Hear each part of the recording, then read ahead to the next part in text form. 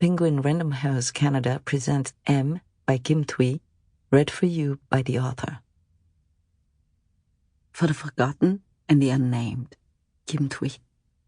For dawn again, always, Schiller Fishman. The word M refers to the little brother or little sister in a family, or the younger of two friends, or the woman in a couple.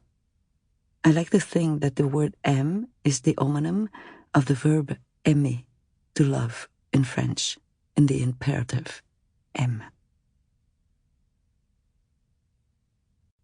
A genesis of truth. War again. In every conflict zone, good steals in and edges its way right into the cracks of evil. Treason complements heroism. Love flirts with abandonment. The enemies advance towards one another, all with the same goal, to triumph. In this shared exercise, what is human shows itself to be at once strong, mad, cowardly, great, crude, innocent, ignorant, devout, cruel, courageous. That is the reason for war, again. I'm going to tell you the truth, some true stories at least, but only partially, incompletely, more or less. Because it's impossible for me to recreate the blue nuances in the sky, just as Rob, the Marine, was reading a letter from his lover, while at the same time, the rebel, Vin, was writing to his own love during a brief lull, a moment of deceptive calm. Was it a Mayan and azure blue, or a French and cerulean blue?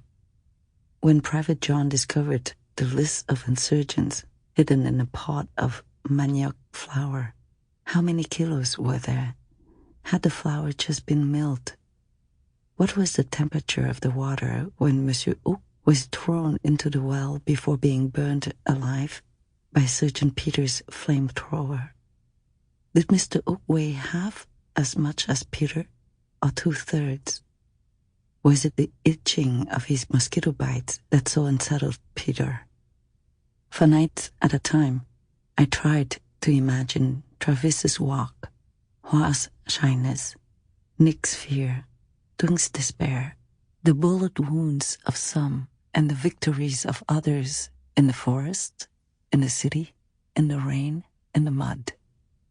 Every night, to the rhythm of ice cubes dropping into their container in the freezer, my research assaulted me with the knowledge that my imagination would never be able to grasp the whole reality. In one testimony, a soldier remembers seeing the enemy running full speed towards a tank, carrying on his shoulder an M67 rifle, 1.3 meters long and weighing 17 kilos. Facing that soldier was a man ready to die in order to kill his enemies, ready to kill while dying, ready to let death triumph. How to imagine such selflessness, such unconditional commitment to a cause? How to contemplate that a woman might carry her 2 small children into the jungle over hundreds of kilometers, tying the first to a branch in order to protect him from wild animals, while she moved off with the second, tied him up in turn, and went back to the first child to repeat the journey with him. Yet this woman described her trek to me in her 92-year-old combatant's voice. Despite our 6 hours of conversation, there are still 1,000 details I lack. I forgot to ask her where she got the ropes and if her sons still bear marks on their bodies from being tied up. Who knows if these memories have not been erased to leave behind only one, the taste of white tubis she chewed into mush to feed to her children. Who knows? If your heart shudders on reading these stories of foreseeable madness, unimagined love, or everyday heroism, know that the whole truth would very probably have provoked in you either respiratory failure or euphoria. In this book, truth is fragmented, incomplete, unfinished, in both time and space. Then is it still the truth? I'll let you reply in a way that relates to your own story, your own truth. Meanwhile, I promise you in the words that follow a certain ordering of the emotions, along with feelings whose disarray cannot be denied. Robber. White gold flows from wounds inflicted on rubber trees. For centuries, the Maya, the Aztecs, the peoples of the Amazon collected this liquid and used it to make shoes, waterproof fabric, and rubber balls. When European explorers discovered this material, they first used it to manufacture elastic that would hold up their garters. At the dawn of the 20th century, the demand increased at the meteoric speed with which automobiles multiplied, transforming the landscape. The need then became so great and so demanding that synthetic latex, a material that meets 70% of our current needs, had to be produced. Despite all the efforts made in laboratories, only pure latex, whose name of caoutchouc in French means the tears of the tree, can withstand the acceleration, the pressure, and the thermal range imposed on airplane tires and the joints in a space shuttle. The more humanity succeeds in accelerating its rhythm, the more it requires a latex produced naturally at the speed of Earth's rotation around the sun in accord with lunar eclipses. Thanks to its elasticity, its resistance, and its impermeability, natural latex sways our extremities like a second skin in order to protect us from the consequences of desire.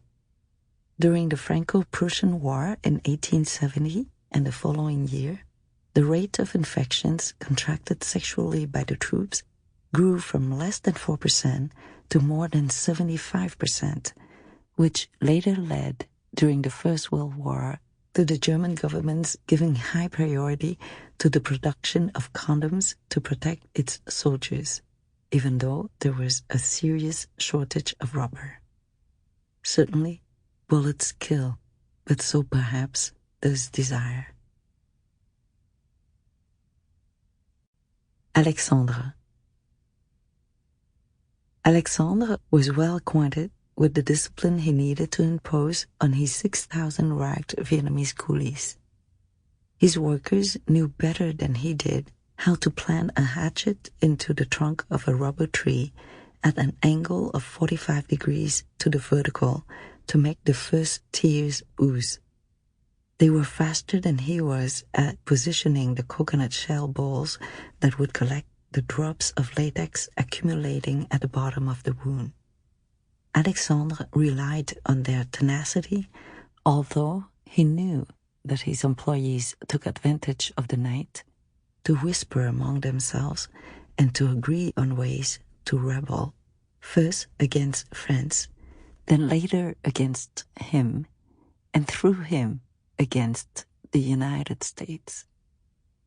During the day, he had to negotiate with the American army the number of trees to cut down to allow the trucks, jeeps, and tanks to pass through in exchange for protection against bombs and the spraying of defoliants.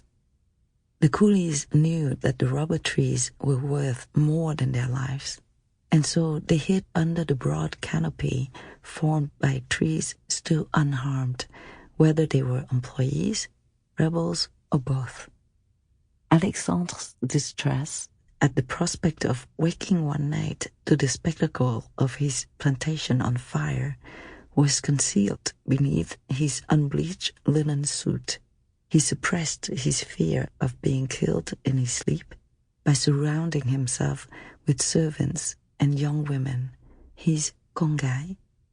On days when rubber shares hit a new low, are the trucks transporting bales of rubber.